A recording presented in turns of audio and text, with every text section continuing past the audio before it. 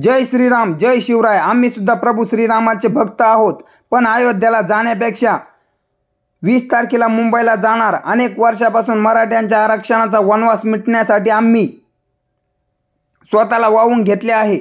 एकदा ओबीसी मधून आरक्षण मिळाले की नक्की आम्ही अयोध्येला जाऊ. हजारो मराठ्यांच्या उपस्थितीत दर्शन घेऊ. प्रभू श्रीराम यांना 14 वर्षाचा वनवास वाट्याला आला होता. आमच्या अनेक पिढ्या वनवासात गेल्या आहेत. मराठ्यांचा तो वनवास मिटवणे, तोडणे हीच आमच्या सारख्या सर्व सामान्य माणसाची खरी श्रीरामचरणी पूजा असेल. जय श्रीराम, जय शिवराय. चलो मुंबई. रघुकुल रीत सदा चली आई, प्राण जाए पर वचन न जाई. आता फक्त एकच मिशन, मराठा आरक्षण. 20 जानेवारी. चलो मुंबई. आम्ही येतोय, तुम्ही पण या. सर्व मिळून लढूया. जय शिवराय, जय महाराष्ट्र.